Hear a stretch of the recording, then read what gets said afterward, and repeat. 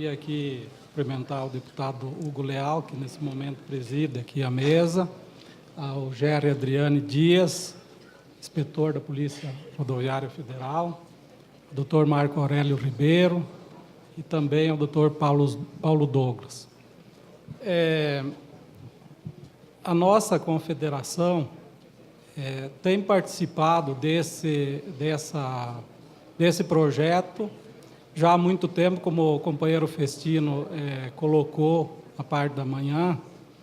E aqui o doutor Paulo Douglas falou uma verdade muito interessante, porque quando ele ingressou com essa ação lá no Mato Grosso, ele teve respaldo de pesquisa e tudo mais para fazer com que desse entrada a essa ação. E aqueles que quiseram participar, como foi o caso da Confederação Nacional dos Trabalhadores em Transportes Terrestres, como foi o caso da FETROPAR do Paraná, que eu presido, e também da FETREMAT, de lá do Mato Grosso, que tiveram desde o primeiro momento, quando soubemos dessa ação, participando, inclusive das audiências públicas que foram promovidas lá no Mato Grosso, na Procuradoria Regional daquele estado, tivemos participando.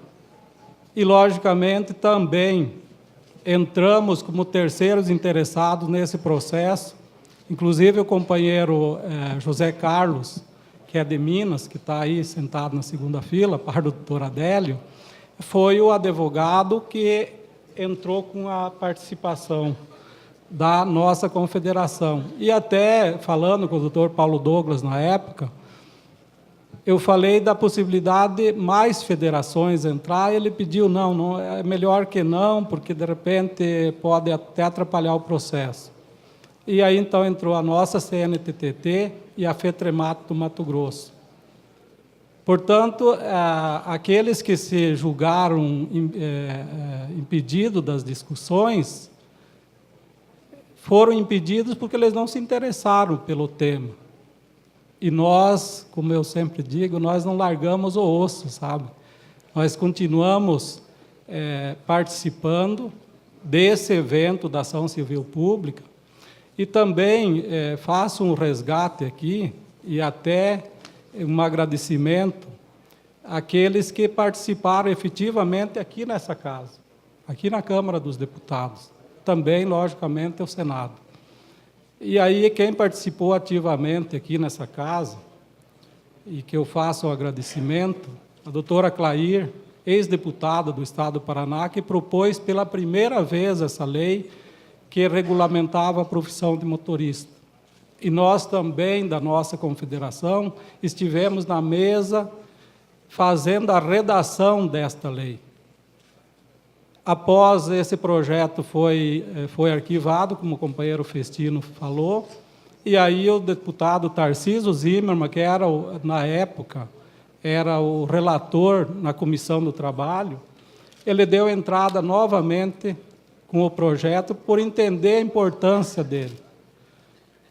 Bom, todo esse período, eu vou citar alguns nomes, é lógico que teve muito mais, mas aqueles que eu me lembro no momento, o deputado Arnaldo Faria de Sá, de São Paulo, Roberto Santiago, de São Paulo, Mauro Lopes, de Minas Gerais, Fernando Ferro, que é de Pernambuco, Gilmar Tato, é líder do PT atualmente, Lincoln Portela, de Minas, Paulinho da Força, e os demais líderes que, após a aprovação do projeto no Senado, assinaram um requerimento de urgência do projeto para que ele tramitasse em regime de urgência, sem passar pelas comissões, Comissão de Aviação e Transporte, Comissão de Justiça e Cidadania e a Comissão do Trabalho. Esses deputados, eles tiveram uma participação ativa no projeto, e, portanto, a gente rende homenagem, como os demais deputados da Casa, que entenderam o projeto e votaram por unanimidade aqui. E aí eu faço uma citação aqui, o seguinte, porque eu falei aqui de uma ex-deputada do Estado do Paraná que participou no projeto que foi arquivado. Lamentavelmente, nós trabalhamos ativamente nesse projeto e não temos, até hoje apareceu aqui um deputado querendo dizer que a lei deveria ser jogada para frente, ou fazer alguma coisa agora, depois da lebre já está morta. Então, na verdade, essa questão ficou aberta a todos participar e com ampla divulgação, como foi falado aqui. Eu queria fazer algumas citações aqui sobre questões, inclusive, trabalhistas, porque foi motivo hoje de manhã da questão do seguro de vida. Nós, do Paraná, aqui está o Gilberto, que é o presidente do Sindicato das Empresas de Transporte de Carga do Paraná, que é o maior sindicato do nosso estado, que representa empresas, e nós temos seguro de vida há anos, e com um valor muito maior do que esse que está na lei. E eu não vejo nenhuma necessidade de regulamentação sobre a questão de seguro, porque ele já é regulamentado. Na verdade, o seguro é simples, porque se é 10 salário mínimo para morte natural, invalidez, por doença, etc., agora, para morte acidental, ela é o dobro, isso já está regulamentado, não existe dúvida nenhuma. Isso aí não é motivo para você jogar essa lei para frente. Também queria fazer uma ressalva, porque está havendo, nessa questão do tempo de reserva, de espera, está havendo interpretações, não nossa, que escrevemos a lei, mas até de desembargadores, juízes, etc., que vêm dizer que isso é hora extra e que a questão teria que ser hora extra. Só que antes de existir a lei, eu não tenho conhecimento, alguns processos, nós, representando os trabalhadores, entramos pedindo que desse como esse tempo de espera como jornada de trabalho. O máximo que nós conseguimos, em raros processos, foi dar o tempo de sobreaviso, que é analogia aos ferroviários, e é 30% do valor da hora. Nós tivemos no Paraná um seminário de negociação coletiva, que um desembargador foi nesse seminário e recomendou a nós que nós procurássemos negociar com os empregadores, que pelo menos seria o prontidão, que também é uma analogia aos ferroviários. E que essa prontidão, doutor Paulo Douglas, ela dá 66% de uma hora.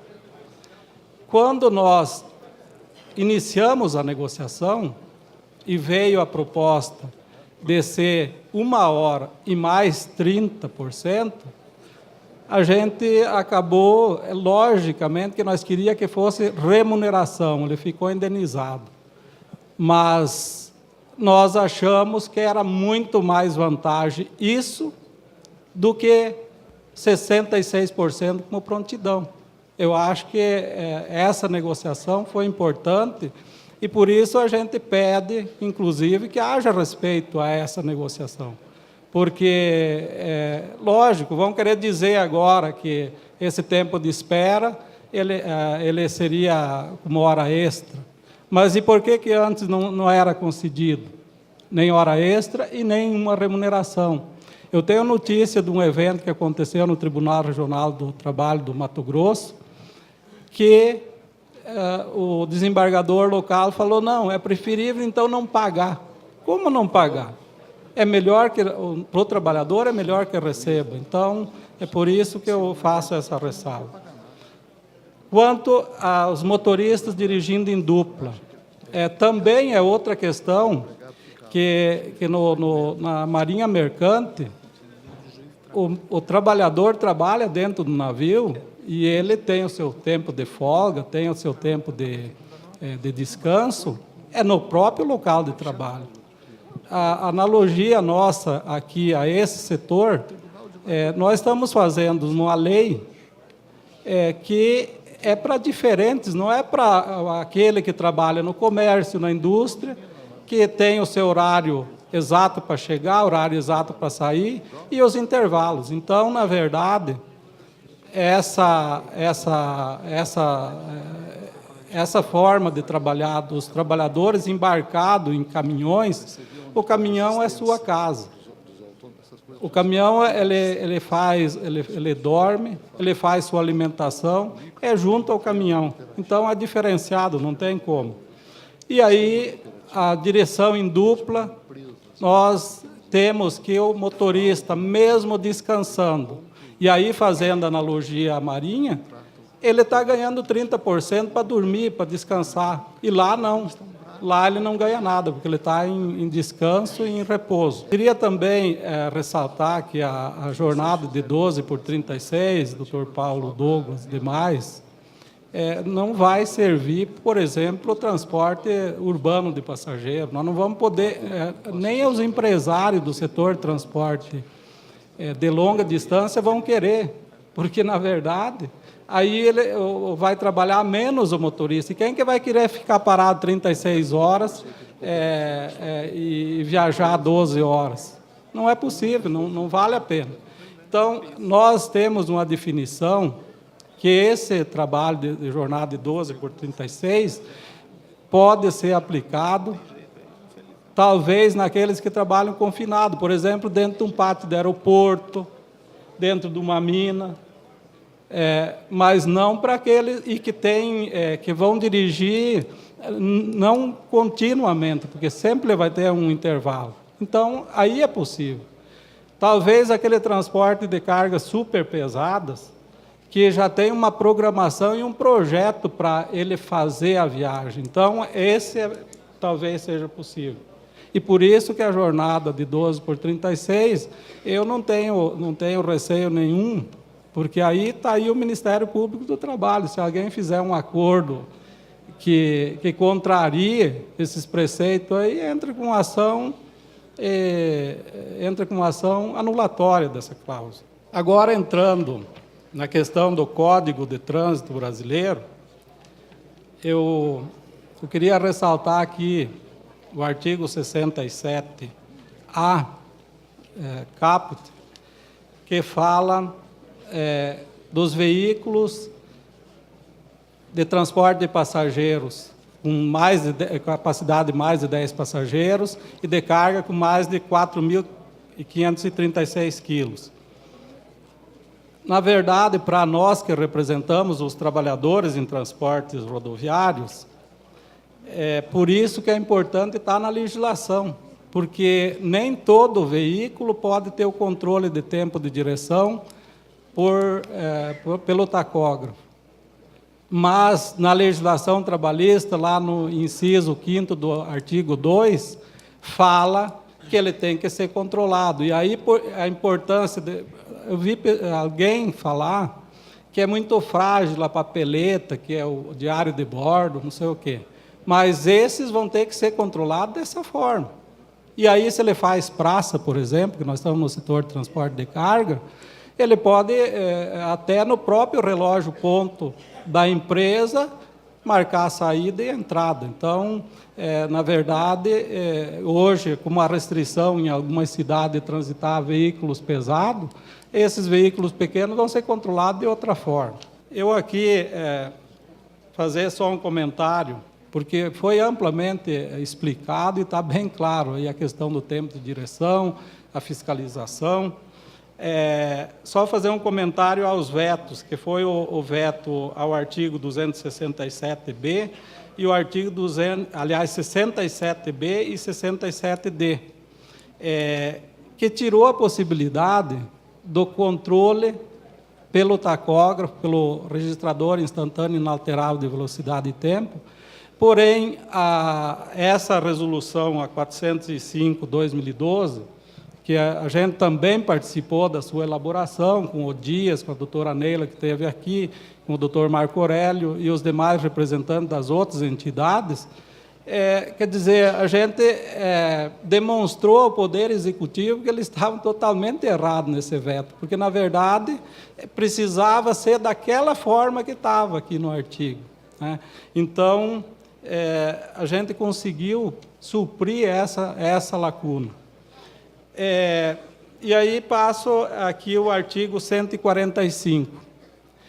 A gente incluiu o parágrafo único, que a participação nos cursos especializados previstos no inciso 4º, independente da observância do inciso 3º do Código Brasileiro de Trânsito, que diz o seguinte, que o motorista com infração grave ou gravíssima estaria impedido de fazer o curso de por exemplo, curso de especialização para transporte de passageiro, escolar, MOP, emergência, etc. E, na verdade, a legislação, o artigo 145, ele diz o seguinte, que é para mudança de categoria. E aqui, tem aqui o Alfredo Pérez, que já foi diretor-geral do Denatran, e ele sabe do que eu estou falando, porque a gente esteve conversando com ele antes, e eu digo uma coisa, eu já li alguém falar que resolução, por isso que eu digo que essa resolução, a 405 de 2012, ela vai valer mais que a lei, porque, na verdade, aquela questão do kit socorro foi para uma resolução, e só uma lei derrubou o kit socorro, né? Então, eu acho de extrema importância, e isso não só para nós, trabalhadores, para os empregadores, para os autônomos, porque o motorista, ele estando pontuado com uma infração grave de 5 pontos na carteira, ou gravíssima de 7 pontos, ele já podia perder a profissão dele, como se ele tivesse com a carteira cassada. Porque quando ele vence esses cursos, ele tem que fazer atualização, pela resolução 168 e 285, proibia o pontuado, que no Código de Trânsito era para mudança de categoria, e não para fazer esses cursos. Ou senão 2 multas médias, que daria 8 pontos, ele estaria proibido de exercer a profissão dele. E isso era um problema para nós, trabalhadores, e um problema para as empresas. Eu tive inúmeras empresas que me procuraram que estavam perdendo o motorista porque ele não podia mais fazer a atualização ou fazer o curso. Então, essa é a importância. O artigo 259, aliás, o parágrafo 3º, que prevê também uma outra questão, que a gente teve acesso à nota técnica do Ministério das Cidades, do Denatran, e que esse problema pode ser resolvido com uma resolução também, mas nós vamos ter que fazer na lei. A gente vai buscar isso, que é a pontuação para os motoristas. Aqui nós estamos falando do transporte de carga, mas isso é importante porque os motoristas das empresas de transporte de passageiros de longa distância, intermunicipal, interestadual, internacional, fretamento e turismo de longa distância, os passageiros, quando não usam do cinto, são multados, eles que são pontuados pelo não uso de cinto dos passageiros. E a gente sabe que esses veículos são gabinados. Os motoristas, nós não queremos que os motoristas deixem de recomendar aos passageiros que eles, para ter a segurança na viagem, usem o cinto de segurança, porém, a gente não acha justo que esses motoristas sejam pontuados, porque, na verdade, fecha-se a cortina da gabine separado do motorista, ele não tem mais controle nenhum sobre os passageiros. Então, nós pedimos para que não seja pontuado e foi vetado, mas nós voltamos já na Casa Civil e, possivelmente, nós encaminharemos outro projeto para tirar essa pontuação. É lógico que a multa e outras penalidades continuam. E a recomendação, até porque o motorista ele não tem a autoridade que tem, por exemplo, um comandante de aeronave que pode até mandar prender um passageiro, desembarcar e etc. E também a pontuação, o artigo 261, nós tinha inserido o parágrafo 3º e 4º, e nós colocamos que poderia ser o motorista profissional atingir até 30 pontos para perder a carteira. Porém, não era 30 pontos. Quando atingisse 20 pontos, ele teria que fazer a reciclagem para ele continuar tendo sua carteira e continuar tendo a sua profissão. Bom, isso foi vetado também. mas há uma possibilidade de rever, e nós entendemos que os motoristas profissionais, seja ele empregado ou autônomo, ele é desigual, ele não é um igual aos demais condutores que pegam seu carro para ir de casa ao trabalho, etc. Eles estão muito mais expostos a essa situação do trânsito. E, logicamente, nós não queremos incentivar que os motoristas façam mais, desobedeçam mais a legislação de trânsito e cometam mais infração.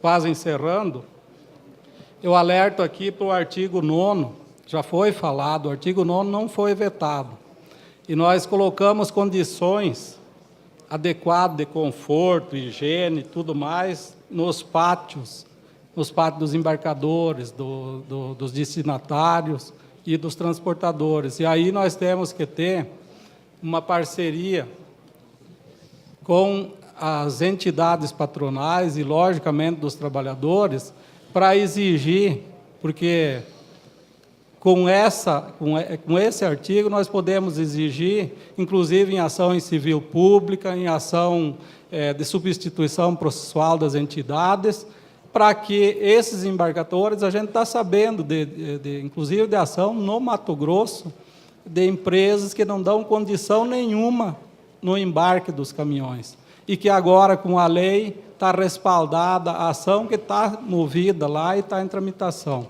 Então, eu acho que é um trabalho que nós devemos fazer conjunto. Eu queria aqui agradecer a todos e especialmente agradecer o seu Omar José Gomes, esse jovem que está aqui na ponta esquerda, aqui, é o presidente da nossa confederação, que deu a mim a responsabilidade de conduzir essa negociação perante o Ministério Público e perante a CNT, NTC e as demais seções da CNT. Queria dizer ao doutor Flávio Benatti que é o seguinte: logicamente, a reação que está tendo de alguns, e que não são muitos, nós também estamos tendo, nós trabalhadores. Claro que nós vamos ter a reação. Só que acontece o seguinte: nós, na condição de líderes que somos, nós temos que ter a responsabilidade de assumir aquilo, porque provavelmente daqui a anos vão lembrar quem que foi que negociou e fez essa lei tão importante para o país. Logicamente, nós vamos ter essa reação, mas isso não é o problema. Nós temos as costas largas, não tem problema nenhum. Tá? E queria dizer o seguinte: nós, no Paraná, já com a Maria Alice, que era superintendente, agora com o inspetor Vortolini, a gente já tem um trabalho de divulgação, e antes da lei, a gente fazia um trabalho fazia blitz educativo com a Polícia Rodoviária e com o Ministério Público. E agora nós temos essa cartilha, que a nossa confederação inicialmente vai produzir 100 mil. A Federação do Paraná vai produzir 80 mil. E aí nós estamos vendo com o Ministério Público a possibilidade, de repente, uma adaptação dessa própria cartilha e produzir também muitas. E aí nós sabemos dessa possibilidade de a gente manter um convênio com a Polícia Rodoviária Federal, com o Ministério Público, logicamente com todas as entidades patronais, e para nós ir para as rodovias e conversar com os trabalhadores, conscientizar, e também o empresariado conscientizar também os demais. Porque, na verdade, essa lei, né, Flávio, é o seguinte: logicamente, para tirar os concorrentes desleais, e para nós é uma questão de humanização e de dignidade para os trabalhadores que nós representamos. É isso, muito obrigado.